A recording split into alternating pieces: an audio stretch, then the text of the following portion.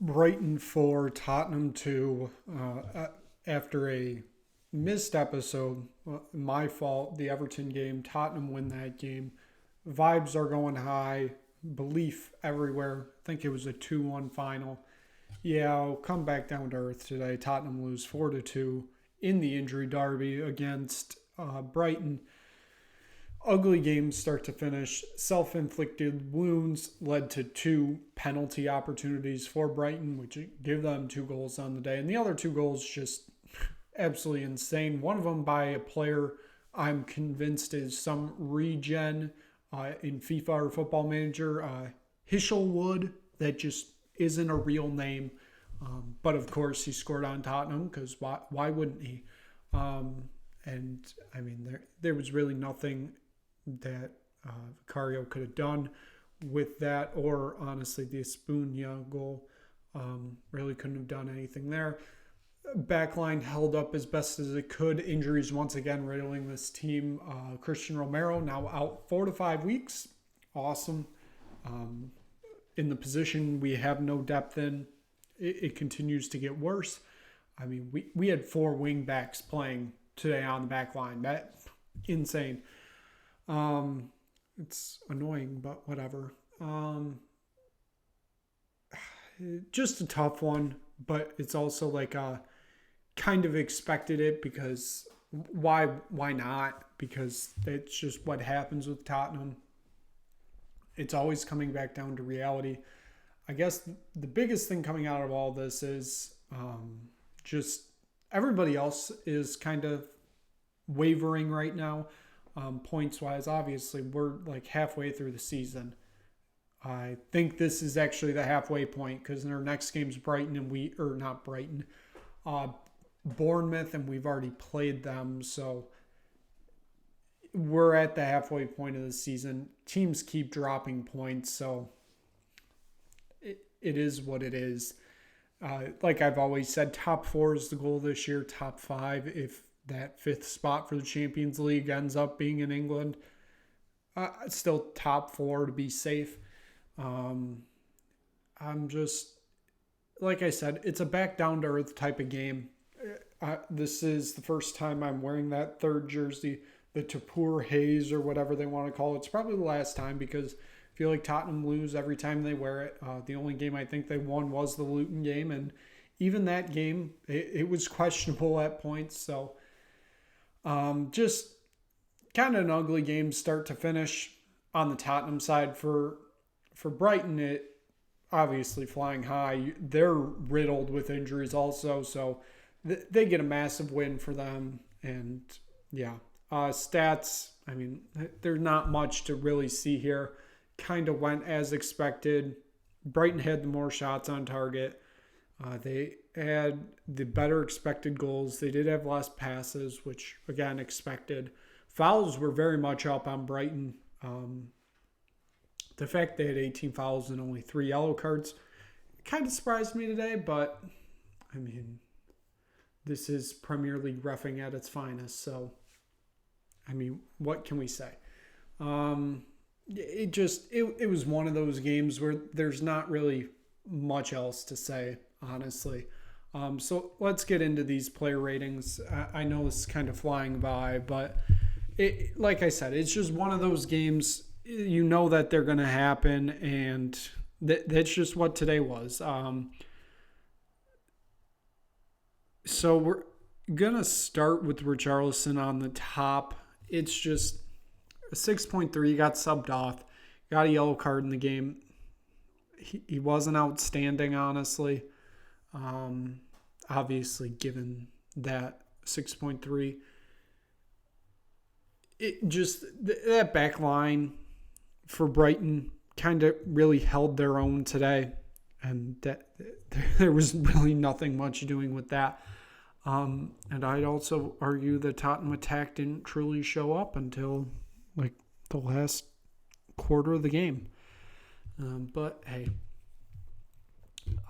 so Richarlison, it's just we know his form is there. It's just I'm hoping this is an off day more than anything. If it's not, that's worrying. But again, I mean, he scored against Everton, and he scored in the previous game. I feel fine and confident in that he'll be fine. It's just one of those days. Son, not a great performance from him. He did end up with an assist, though. I believe that was on the first goal of the game, which ended up in the 81st minute. But he ended up getting subbed off in this game. I think that was more of just a staying safe and not getting another injured player. Johnson, 6.3. Not a great performance. He played almost a good 80 minutes, I believe, or 70 minutes. And it wasn't outstanding. I think this injury-riddled Brighton team with still a very decent back line just shut down Tottenham today, and that was a big problem. Kulusevski, another big problem. A 5.5, one of the more disgusting performances I've seen from him in a while. It was so bad. Honestly, if Højbjerg wasn't starting, it would have been the worst performance on the team today because Højbjerg was just that much worse. He keeps passing back, and this is not the football we play. We don't play a passing back football. We play an attacking type football.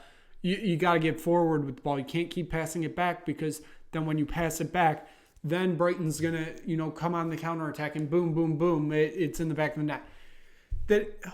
Højbjerg, I don't know. There are honestly some moments he does look kind of good. But then there's other moments, and they're more frequent than others, that they just look awful. And I don't get why he's still here. I understand why he's staying because we don't have any depth, period. So we need depth. But I don't know. Again, just one of those days. Just one of those days where nothing really seemed to go right for Tottenham until basically the 80th minute. Sar, 6.4. Not a great performance, honestly. I think there needs to be a bigger conversation of what's going to happen with this whole team in January, which is obviously creeping up towards us. We have one more game left in the year of 2023. That will be on Sunday against Bournemouth. Son is going to the Asian Games. Bissouma and Sarr are going to AFCON. So there's your captain gone. There's basically two of your main midfielders gone. The injury list keeps stacking up. I don't think anybody except maybe Van de Ven is expected to be back in January. So that midfield might be like Kulusevski, Højbjerg, and Skip, or, Højbjerg, Skip, and Lo Celso, which, if we get to those points, that's going to be absolutely just football I'm not going to want to watch. It's going to be ugly, I can tell you that. I really hope we don't get to that point. I should feel like we should get back on topic. Udogie, like I said, the back line for what we had today, it held up.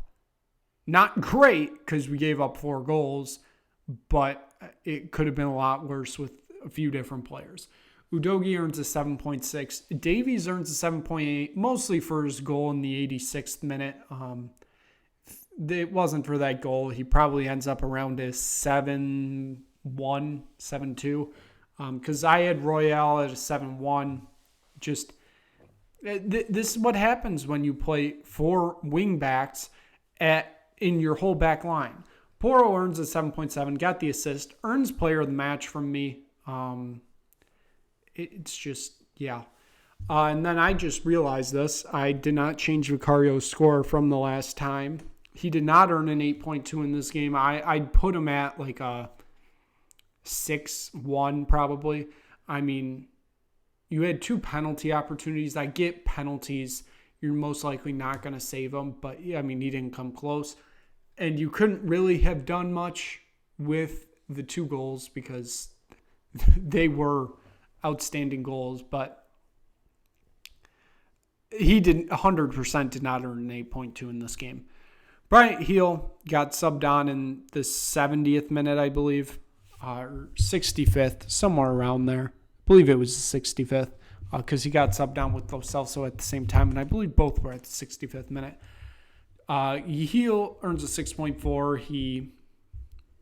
He had his moments, but then he also didn't. He had a better game than Johnson. I can tell you that. I know Johnson played more minutes, but I thought Heel looked the better of the 2 out there. Lo Celso, 6.5. Again, he had his moments. He was better than Kulusevski. Well, Kulusevski played the whole 90, but he looked better than Kulusevski out there. And then Alejandro Velez earns a 7.4, got subbed on in the 70th minute. Earns his first goal in a Tottenham shirt in the 81st minute. That was the one to make the game 4-1. But although it's a tough result, I'm happy that he got his first goal. It felt like it's been coming since September. He always gets close.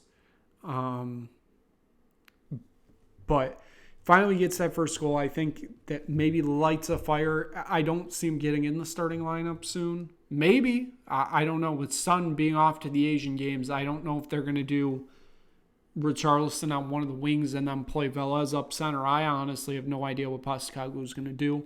But gets his first goal. Happy for him. And hopefully it's the first of many. Postecoglou earns a 7. Obviously, giving up 4 goals, not great. But when you have an injury list as long as Tottenham's, you did the best you could. Honestly, that's just best way to put it. So, given that it's going to wrap up this episode of Top of the Perch. And again, it's just one of those days. I can't even really get mad about it because it was just one of those days. Especially when you've watched Tottenham as long as I have, and I know a lot of other people have. You know these days are coming, whether you know it or not. They will be there. They will be there no matter what, and there's really nothing much you can do to stop them. So thank you so much for tuning in to this episode of Top the Perch. Thank you so much for watching. If you just stumbled across this video, hit like, hit subscribe. Tell anybody you know about Top the Perch if you really enjoyed it. And we will see you back on Sunday night. The last one of 2023 as Tottenham face off against Bournemouth. I keep wanting to say Brighton because we literally just recapped the Brighton game here, but it's Bournemouth coming in on Sunday. Last game of the year. Can't hold anything back now. Thank you so much for tuning in. We will see you then.